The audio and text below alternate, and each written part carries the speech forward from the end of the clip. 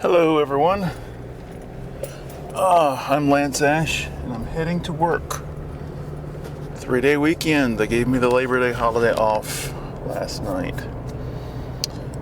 So, had a very productive weekend. Got some painting done. Got started on a new song. Oh dear. Okay. Let's start off by going through the CDs and see what I've brought with me tonight. Alright. Let's see what we got here. This is disc 1 of AC/DC's Live album. This is Metallica's Black album. Yellow, their Point album, which I got in the mail Friday, I think it was. Haven't had a chance to listen to it yet. Oh dear. Okay, next. Yellow, The Eye. The Church, Priest Equals Aura. The Church, Starfish, great record. Uh-oh, cop saw me. I think he saw me swerving over the... No, they don't give a shit around here. Alright, hold on. Let's see what we got. Next, High on Fire, Snakes for the Divine. Next, De La Soul, Stakes is High. De La Soul is dead. Hold on. Next, De La Soul, what is this? Balloony Mind State. I can't see a thing. I can't see if anybody's coming. The sun's in my eyes. Okay. What the hell was that? Alright, next. We're back where we started. Okay. Alright, let's see what topics we have. Number 1. Alright, this relates to something I said last week. I was talking about last week. I forgot to mention it. Remember last week I talked about that summer program I went to at the Episcopal Church or Presbyterian? Episcopal, I can't remember. Anyway, one year, I think it was the next summer, there is in Athens, there's an arts organization. What would you call it? There's a building called the Linden House, and they have an art show every year. And anyway, it was an old mansion, I guess you'd call it, or big house anyway. And they made, back when I went to the summer program there, it was just the house. Now, since then, they've expanded it. They've added this huge addition onto it. But anyway, I went to some sort of art class there one summer, and I believe it was the summer between 4th grade and 5th grade. Anyway, there was this kid I hung out with that summer for the program, and one day he was drawing dinosaurs on big pieces of paper. And what amazed me was he was drawing the lines in the neck, the lines of the veins or striations in the muscles, right? And I was stunned. And I said, how do you know all about this? How do you know how to put the veins in the neck and everything? And he said, I just make it up.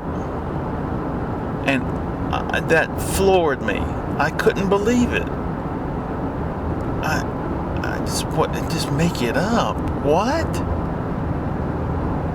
It's a valuable lesson. one which I did not really take to heart for a long time. I thought, well, that's not legitimate. Around that same time, they were having an art show at the place. The classes were upstairs in one of the rooms, but downstairs they had all the paintings on display for this show. And we went down there, and they had a nude of some woman, and we started giggling, looking at it. And the woman who ran the program came down there and snapped us, told us to mind our own business.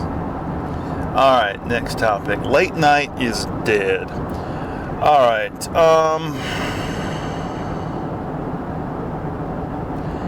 I think that the writer's strike has killed late night. You know, when the writer's strike started and the late night shows went off the air in solidarity, and I guess, you know, technically, you know, people like Stephen Colbert and Seth Meyers and Jimmy Kimmel, they're writers. I guess that they're part of the union and they had to go along with it, sure. But, and I thought, well, you know, a couple weeks, this thing will be over and they'll be back on the air. But now it's gone on so long. My wife and I, at first, you know, every morning when I got home from work, we would watch highlights from the major late night shows. And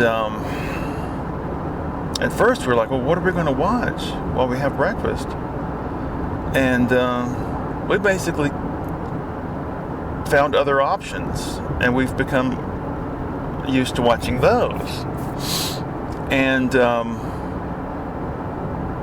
at this point, I mean, if Kimmel and Colbert, not Fallon so much. Myers, my wife doesn't like him because he goes off on tangents too much. But Kimmel and Colbert for sure. If they came back on the air, I would start watching them again probably. But I think that overall, the late night habit is broken. And I think that this is the final nail in the coffin. And I don't think that their viewership will recover. And I don't think that America's attention to what the late night hosts have to say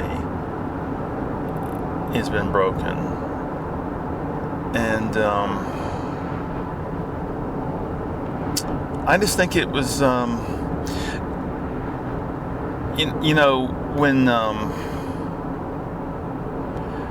when COVID started and Colbert and Myers in particular continued to do their shows, but from a different format, you know, just in a room by themselves talking to the camera.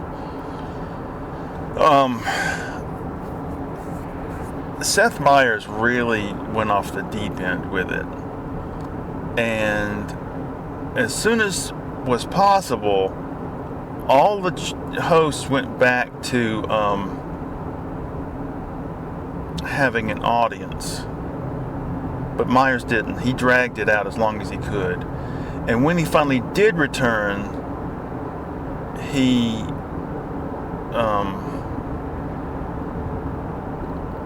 refused to wear a suit and refused to get out from behind the desk. And I kind of predicted that it was going to happen, because I think fundamentally he's, I don't want to say lazy, but anyway, I think that was the first crack in the whole veneer. Anyway, I just think that it's over. And at this point, I really don't care. And you know, Fallon has moved on. He's got this game show he's hosting now. And Kimmel has announced that he wanted to retire anyway. And so I think he'll come back for a week and say, that's it, I'm retiring. And Colbert, I really don't care. I liked him for a while, but he just started to get on my nerves. The real reason that I watched them so much is I wanted to see them just rip into Trump and the Republicans as much as possible. But outside of that, I really don't give a damn. I never watch the interviews with the celebrities promoting their latest piece of crap. And when Kimmel would go on the street, would send a camera out on the street to ask random strangers stupid questions, I never watched any of that shit.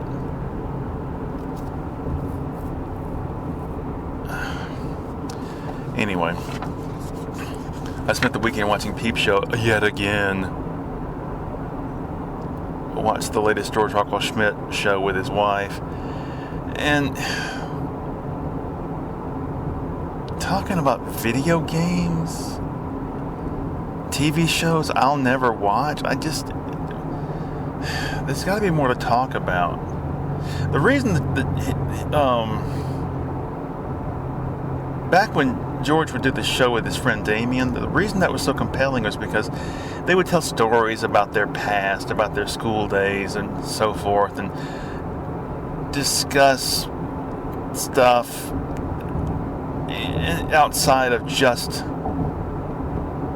movies, and it was entertaining.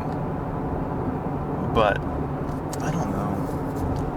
YouTube is just getting dead to me, and but they don't know what to suggest to me, what to offer. I cleared out a hell of a lot of my subscriptions and liked videos and playlists and stuff, and they don't know what in the hell to offer me.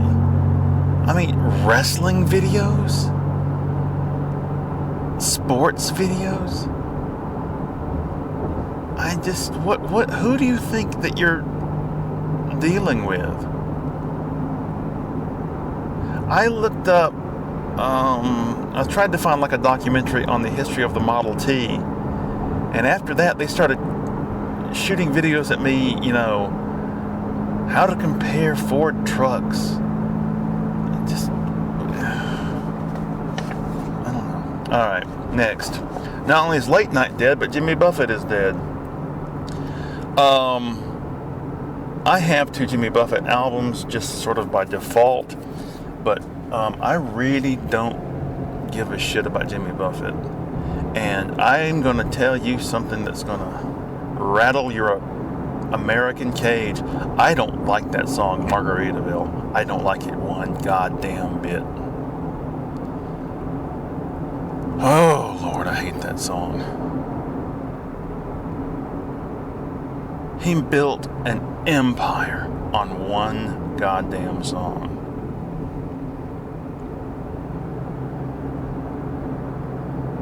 Oh, but what about this and that? Yeah, right. I just don't like that kind of music.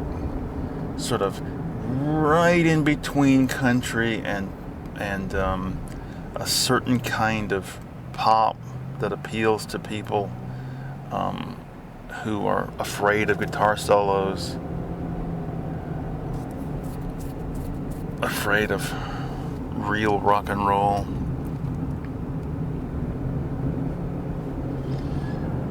Okay, next. This is all I've got on the list. The last topic. What the hell's that say? Oh. My sister has started a relationship with a guy out in Montana. I don't know why she went out to Montana in the first place, but she met this guy out there and just was bowled over. And now she's dating him, but she's not moving out there and he's not moving here. So I don't understand how this is working. She was supposed to come back today, but her flight got delayed in Salt Lake City, which is another odd thing. Why do you go south to then turn around and go east? I don't understand how all that works. But I just And then the funny thing is, I had a long-term relationship, or I'm sorry, a long-distance relationship with a girl who moved to Montana, and it was just like phone calls and sending letters. I dated this girl 4 years, and then she moved to Montana to go to school out there because her father wanted to get her away from me. And so he said he would pay for her college if she would go to the school he went to, which happened to be out in Montana. And like a fool, I just thought we were still somehow together, but she was pursuing her life without me. And I just don't see how this is, I don't know. I love my sister and I like her a lot, but we differ on cultural issues, societal issues, political stances. And I just wonder what this guy is like, Anyway, that was all the topics I have. I still have time to kill here.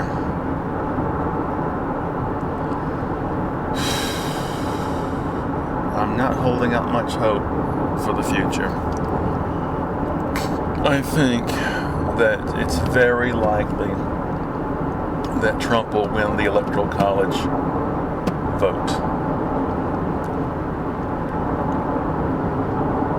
And I don't think that the wheels of justice are moving swiftly enough to deal with this problem.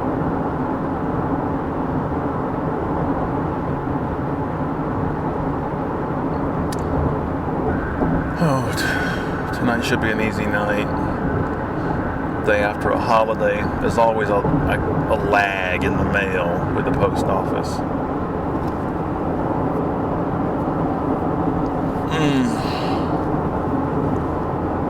I think it's foolish that the post office doesn't deliver mail on Sundays or holidays. It creates a backlog. If you want to give the senior people the day off on holidays and Sundays, or pay them extra for working those days, fine. But I think that business should proceed as usual. I mean, the idea that you have this, in this day and age, this colossal delivery system that shuts down or idles on Sundays and holidays, only to yank itself back up into full production mode, full delivery mode afterwards, is stupid. I don't understand Europe being largely secular, and yet they have maintained the idea that we just shut things down on Sundays.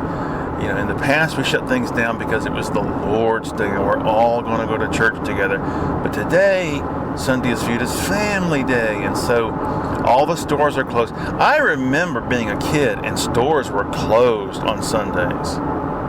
That's largely disappeared here in America, but they still do that in Europe, where they don't believe in God anymore and they don't pay lip service to the authority of the church.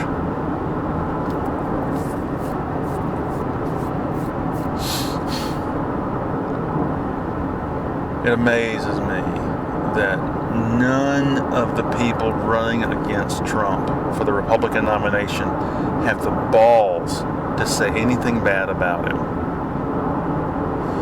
Vivek Ramaswamy said, "We all must agree that Trump is the greatest president of the 21st century." Why are you running against him then? Why aren't you part of his campaign pushing to have him reelected? What is wrong with you people? How are you going to win what are you wasting money, campaign funds on? It's just stupid. The whole thing is stupid. This country's beyond broken. It's over. Once Trump is reelected, all support for Ukraine will cease. All taxes on the wealthy will be removed. All regulations on business and industry will be removed.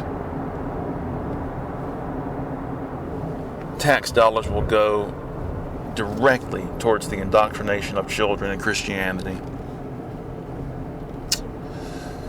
It's over.